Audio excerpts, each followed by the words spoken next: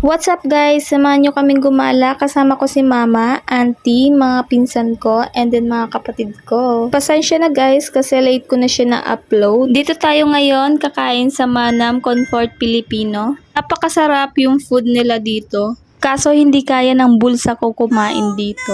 Habang wala pa yung pagkain, pinakita ko muna sa kanila yung laruan ko. Ipinakita ko na rin sa pinsan ko kasi kanina pa siya tawa ng tawa. Ipinakita ko rin sa mga kapatid ko na may halong takot kasi baka hampas sa akin yung laruan. Biyahe pala nila mama bukas pa uwing Bicol kaya maglalambing muna tayo and then magpapakyut dahil may pogi sa likod.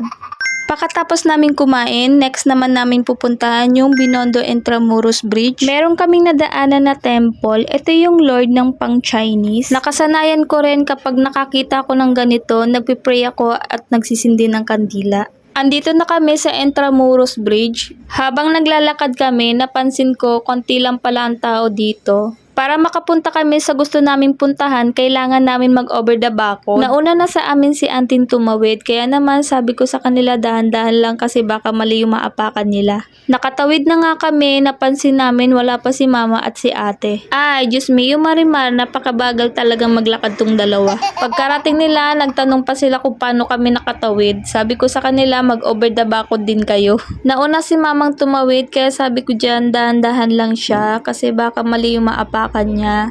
Tawang-tawa ako dito kay ate, nahirapan siyang tumawid. Paano? Taba-ching-ching na kasi. Pagkatawid namin, ito nga pala yung view ng Intramuros Bridge. Sabi ko nga dyan kay mama tsaka kay auntie, magpicture sila dito, pang my day nila sa Facebook. Pagkatapos namin magpicture-picture, nagyayaan na kaming puntahan yung dulo. Napakaganda naman dito. Kaya kayo kapag gusto nyong pumunta dito, make sure nyo na meron kayong budget.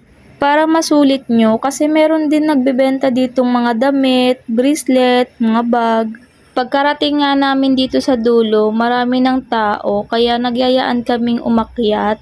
Andito na kami sa second floor. Ito nga pala yung view na kinakatayuan ko. Sabi ko nga sa kanila mag-TikTok muna tayo dito.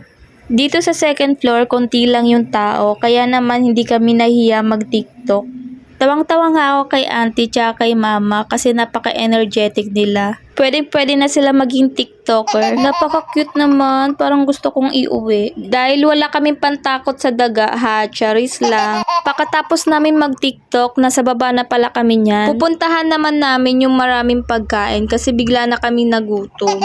Pagkarating nga namin, mas maraming tao dito. Kapag nakabili na kayo ng pagkain, pwede rin kayong tumambay dito sa tabi. At nakakatuwa rin kasi meron din silang banda dito.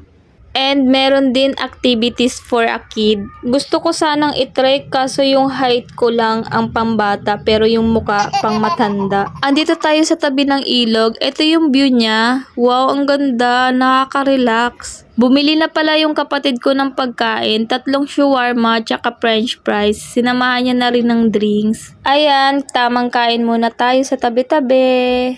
French fries lang yung kinain ko niyan tsaka drinks. Few moments later.